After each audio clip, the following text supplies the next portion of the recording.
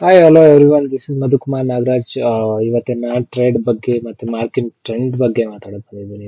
ಇವತ್ತು ಬಂದು July 13th. So ನಾನು ಮೊದಲೊಂದ್ಸತಿ ಹೇಳಿದೆ ಬ್ರೇಕ್ಔಟ್ ಆಗುತ್ತೆ.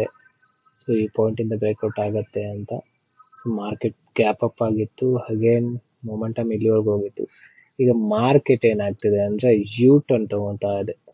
ಸೊ ಯೂ ಟರ್ನ್ ತಗೊಂಡಾದ್ಮೇಲೆ ಏನಾಗುತ್ತೆ, ಒಂದು ಟ್ರೆಂಡ್ ಲೈನ್ ನ ರೆಸ್ಪೆಕ್ಟ್ ಮಾಡಬೇಕು, ಇಲ್ಲ ಅದಕ್ಕೊಂದು ಪ್ರಾಪರ್ ಸಪೋರ್ಟ್ ಝೋನ್ ಸಿಗುತ್ತೆ.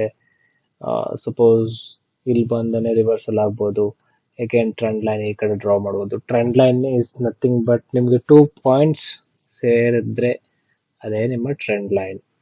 ಸೊ ನಿಮ್ಗೆ ಇವಾಗ ಸಪೋಸ್ ಇಲ್ಲೇನೆ ನಾಳೆ ರಿವರ್ಸಲ್ ಆಯ್ತು, ಬಿಕಾಸ್ ಬುಲ್ಲಿಶ್ ಟ್ರೆಂಡ್ ಹೆಂಗ್ ಬೇಕಾದ್ರೂ ಕನ್ಸಿಡರ್ ಮಾಡ್ಬೋದು, ಬಿಕಾಸ್ ಟ್ರೆಂಡ್ ಯಾವಾಗ ಬೇಕಾದ್ರೂ ಚೇಂಜ್ ಆಗ್ಬಿಡುತ್ತೆ. ಇವಾಗ ಬೇರೆಶ್ ಮೊಮೆಂಟಮ್ ತಗೊಂತಾ ಇರುತ್ತೆ, ಸಪೋರ್ಟ್ ವೇಟ್ ಮಾಡ್ತಾ ಇರುತ್ತೆ, ಅಗೇನ್ ಬುಲ್ಲಿಶ್ ರ್ಯಾಲಿ ಹೋಗ್ಬಿಡುತ್ತೆ. ಸೊ ಸಪೋಸ್ ಇಲ್ಲಿ ಏನಾರ ರೆಸ್ಪೆಕ್ಟ್ ಮಾಡಿ ಬುಲ್ ಮೂವ್ ಸ್ಟಾರ್ಟ್ ಆಯ್ತಂದ್ರೆ ಮಾರ್ಕೆಟ್ ಮೊಮೆಂಟಮ್ ಅನ್ನೋದು ಚೇಂಜ್ ಆಗತ್ತೆ. ಮಾರ್ಕೆಟ್ ಅಲ್ಲಿ ಇರೋದೇ 3 ತರ. ಸೊ ಒಂದು ಬುಲ್ ರನ್, ಬೆರ್ ರನ್, ಅನ್ನೋದು ಸೈಡ್ ವೇಸ್. ಸೊ 3 ಬಿಟ್ಟು ಬೇರೆ ಇನ್ನೆಲ್ಲೂ ಹೋಗಕ್ ಸಾಧ್ಯ ಇಲ್ಲ.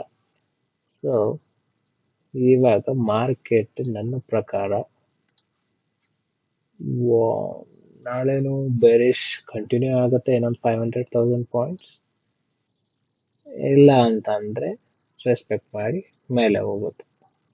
ಸೊ 15 ಮಿನಿಟ್ಸ್ ಚಾರ್ಟ್ ಅಲ್ಲಿ ನೋಡಕ್ ಹೋದ್ರೆ, ಈಗ ಸಪೋಸ್ 15 ಮಿನಿಟ್ಸ್ ಟೈಮ್ ಫ್ರೇಮ್,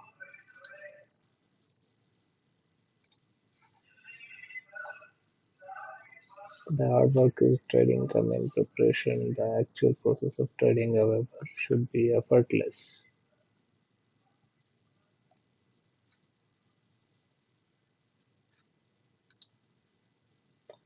ಈಗ ನೋಡಿ ಟ್ರೆಂಡ್ ನಿನ್ನೆ ಏನಾಯ್ತು, ಬುಲ್ಲಿಶ್ ಸಾರಿ ನಿನ್ನೆ ಸೈಡ್ ವೇಸ್ ಟು ಬೇರಿಶ್. ಇವತ್ತೇನಾಯ್ತು, ಸ್ವಲ್ಪ ಗ್ಯಾಪ್ ಅಪ್ ಆಯ್ತು. ಗ್ಯಾಪ್ ಅಪ್ ಆಗಿದ್ರಿಂದ ಕನ್ಸಾಲಿಡೇಷನ್ ಸ್ಟಾರ್ಟ್ ಆಯ್ತು. ಈಗೇನ್ ಇದೇ ಪಾಯಿಂಟ್ ಇಂದ ಗ್ಯಾಪ್ ಅಪ್ ಆಗಿದ್ರಿಂದ ಸೊ ಬೈಯರ್ಸ್ ಸಪೋರ್ಟ್ ಮಾಡಿ ಫೈಟ್ಸ್ ನಡೀತು. So mid of the day almost 12:50 ವರೆಗೂ ಫೈಟ್ ನಡೀತು.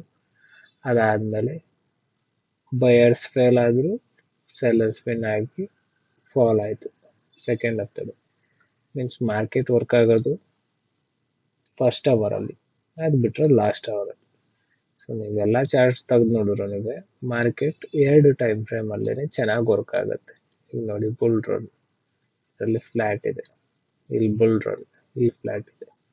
Market bull run, bear run, again end of the day ನೋಡಿ ಮೊಮೆಂಟಮ್ ನೋಡಿ, ಫುಲ್ ಡೇ ಪೂರ್ತಿ ಹಿಂಗ್ ಜಿಗ್ಜಾಗ್ ಹೋಗಿದೆ, but end of the day momentum ಆಗಿದೆ. ಇಲ್ಲೂ ಅಷ್ಟೇ end of the day moment. So market work ಆಗೋದೇ ಹಾಗೆ. ರೆಸಿಸ್ಟೆನ್ಸ್ ತಗೊಂಡಿದ್ದೆ, ರೆಸಿಸ್ಟೆನ್ಸ್ ಬ್ರೇಕ್ ಆಯ್ತು, ಫಾಲ್ ಆಯ್ತು 15 ಮಿನಿಟ್ ಚಾರ್ಟ್. ನನ್ನ ಪ್ರಕಾರ ಬೇರಿಶ್ ಟ್ರೆಂಡ್ ಕಂಟಿನ್ಯೂ ಆಗ್ಬೋದು. ಅಬ್ಬಬ್ಬ ಅಂದ್ರೆ ಗ್ಯಾಪ್ ಫಿಲ್ ಮಾಡ್ಬೋದು, ಇಲ್ಲ ನೆಕ್ಸ್ಟ್ ಈ ಟ್ರೆಂಡ್ ಲೈನ್ ನ ರೆಸ್ಪೆಕ್ಟ್ ಮಾಡಿ ಮೇಲೆ ಹೋಗ್ಬೋದು ನನ್ನ point of view. So momentum ಅಂತೂ ಇನ್ನ ನಿಯರ್ಲಿ 800 ಪಾಯಿಂಟ್ಸ್ ಹತ್ತಿರ ಬರುತ್ತೆ. ಸೊ ಅದಾದ್ಮೇಲೆ ಹೆಂಗೆ ಅಂತ ಹೇಳಕ್ಕಾಗಲ್ಲ. Let me update you on that.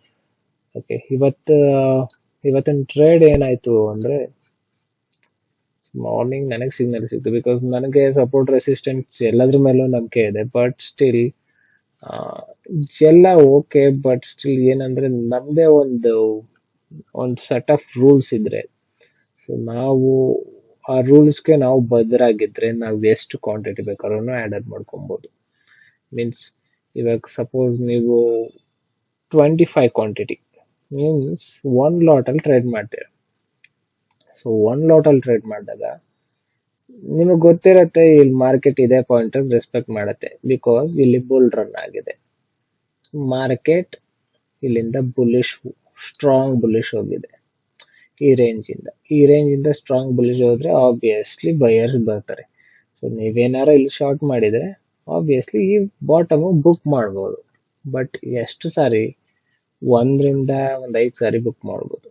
But market superior ಆಗಿರೋದ್ರಿಂದ 1 or 2 ಕ್ಯಾಂಡಲ್ ರೆಸಿಸ್ಟ್ ಮಾಡಿ ಬ್ರೇಕು ಮಾಡಿ ಹೋಗ್ಬಿಡುತ್ತೆ. ಸೊ ಅದ್ಯಾವುದು ನಮ್ಮ ಕೈಯಲ್ಲಿರಲ್ಲ. ಸೊ ನಾನು ಅದಕ್ಕೆ ರೂಲ್ ಬೇಸ್ಡ್ ಸ್ಟಿಕ್ ಅನ್ನ ಹಾಕ್ತೀನಿ.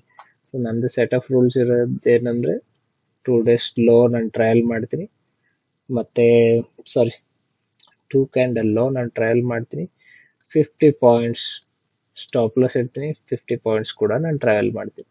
ಸೊ ಟ್ರೆಂಡ್ ಜೊತೆಗೆ ನಾನು ಹೋಗಕ್ಕೆ ಟ್ರೈ ಮಾಡ್ತೀನಿ. ರಿವರ್ಸಲ್ ಆಯ್ತು ಅಂದ್ರೆ ಟ್ರೆಂಡ್ ನ ಕಟ್ ಆಫ್ ಮಾಡ್ಬಿಡ್ತೀನಿ. ಸೊ ಅದೇ ಆಗಿದ್ದು ಇವತ್ತು. ಆಲ್ಮೋಸ್ಟ್ 12-5 ಒಂದು ಟ್ರೇಡ್ ಸಿಕ್ತು. 12-5 ನನಗೆ ಇಲ್ಲಿ ಸಿಗ್ನಲ್ ಸಿಕ್ತು.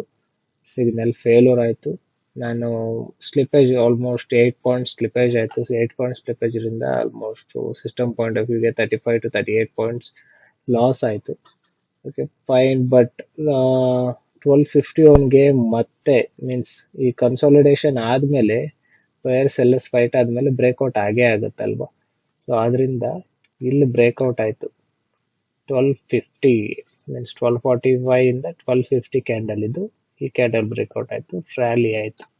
ನಂಗೆ ಆಲ್ಮೋಸ್ಟ್ 100 ಪಾಯಿಂಟ್ಸ್ ಬುಕ್ ಆಯಿತು. ಎವ್ರಿ 50 ಪಾಯಿಂಟ್ಸ್ ನಾನು ಟ್ರಯಲ್ ಮಾಡೋದ್ರಿಂದ 417.95ಗೆ ಎಂಟ್ರಿ ಆಗಿದೆ, 415.8008ಗೆ ಎಕ್ಸಿಟ್ ಆಯಿತು. ಸೊ ರ್ಯಾಲಿ ಅಂತೂ 150 ಪಾಯಿಂಟ್ಸ್ಗಿಂತ ಜಾಸ್ತಿ ರ್ಯಾಲಿ ಆಗಿತ್ತು. 590 580 ಸಮಥಿಂಗ್ ಹೋಗಿತ್ತು. ಈ ಸ್ಟ್ರೈಕ್ ಪ್ರೈಸ್ ಓಪನ್ ಮಾಡಿ ನೋಡಿದ್ರೆ ನಿಮಗೆ ಗೊತ್ತಾಗುತ್ತೆ. So that's all for the day. ನನ್ನ ಎಕ್ಸೆಲ್ ಪಾಯಿಂಟ್ ಆಫ್ ವ್ಯೂ ಅಲ್ಲಿ ನೀವು ನೋಡಕ್ ಹೋದ್ರೆ ಎಕ್ಸೆಲ್ ಆಲ್ಮೋಸ್ಟ್ 2-3 ಡೇಸ್ ಇಂದ ನಾನು ಎಕ್ಸೆಲ್ ತೋರಿಸಿಲ್ಲ, ಇವತ್ತು ನೋಡಿ. ಸೊ ಎಕ್ಸೆಲ್ ಪಾಯಿಂಟ್ ಆಫ್ ವ್ಯೂಗೆ 12th ನನಗೇನು ಮೇಜರ್ ಪ್ರಾಫಿಟ್ ಏನಾಗಲಿಲ್ಲ. ಸಾರಿ,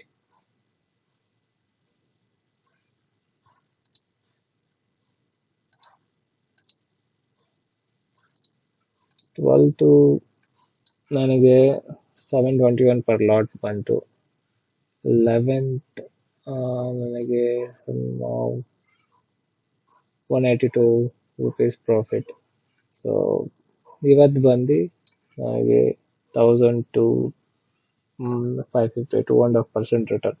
ಸೊ ಓವರ್ ಆಲ್ 140.6 ಮೀನ್ಸ್ ನಾನು 141+ ರೀಚ್ ಆಗಿದ್ದೆ ನನ್ನ ಪ್ರೀವಿಯಸ್ ಪೀಕ್ ಬಂದು.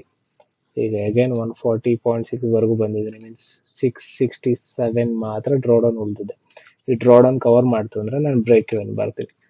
ಸೊ ನನ್ನ ಈಕ್ವಿಟಿ ಕರ್ವ್ ನಾನು ನಿಮಗೆ ತೋರಿಸ್ದಂಗೆ ಡಾಟಾ ಚೇಂಜ್ ಮಾಡಿಲ್ಲ. ಡೇಟಾ 122 ಸಾರಿ 122. ಸೊ 122 ನಿಯರ್ಲಿ ನನ್ನ ಪ್ರೀವಿಯಸ್ ಬ್ರೇಕ್ನ ಕ್ರಾಸ್ ಮಾಡ್ತಾ ಇದ್ದೀನಿ. ಸೊ ಸದ್ಯದ್ರಲ್ಲಿ ಅದರ ಬೂಮ್ ಟ್ರೇಡ್ ಬರ್ಬೋದು, ಬಂದರೆ ಆಬ್ವಿಯಸ್ಲಿ ಚೆನ್ನಾಗಿರುತ್ತೆ.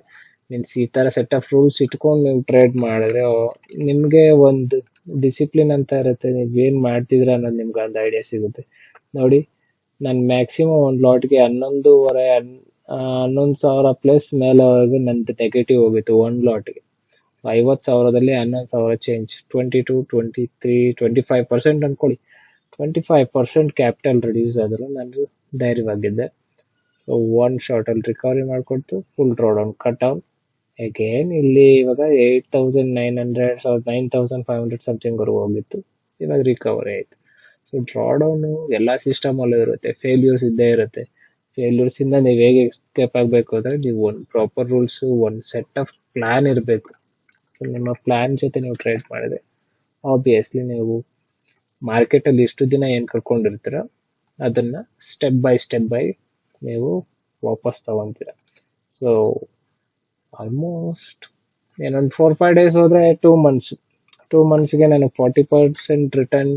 ಯೂಶಲಿ 20% ರಿಟರ್ನ್ ಪರ್ ಮಂತ್ ಯಾವ ಇದ್ರಲ್ಲೂ ಸಿಗಲ್ಲ ನಿಮಗೆ. ಸೊ ನೀವು ಮ್ಯೂಚುವಲ್ ಫಂಡ್ ತೊಗೊಂಡ್ರೆ 20% ಪರ್ ಆ್ಯನಮ್, ಅದು ಮ್ಯೂಚುವಲ್ ಫಂಡ್ ಚೆನ್ನಾಗಿ ಪರ್ಫಾರ್ಮ್ ಮಾಡೋದು. ಸೊ ಪರ್ಸೆಂಟೇಜ್ ರಿಟರ್ನ್ ಬಗ್ಗೆ ಇವಾಗ ಥಿಂಕ್ ಮಾಡಕ್ಕೆ ಹೋಗೋದು ಬೇಡ. So let's see how it will go on. And please watch ಮಾಡಿ, ಸಬ್ಸ್ಕ್ರೈಬ್ ಮಾಡಿ, ನಿಮ್ಮ ಫ್ರೆಂಡ್ಸ್ಗಳಿಗೆಲ್ಲ ಶೇರ್ ಮಾಡಿ. ಆದಷ್ಟು ನಾನು ಎಜುಕೇಶನಲ್ ವಿಡಿಯೋಗಳನ್ನ ಅಪ್ಲೋಡ್ ಮಾಡಕ್ಕೆ ಟ್ರೈ ಮಾಡ್ತಾ ಇದ್ದೀನಿ. ಸೊ ದಯವಿಟ್ಟು ಸಪೋರ್ಟ್ ಮಾಡಿ. Thanks for watching. Bye bye.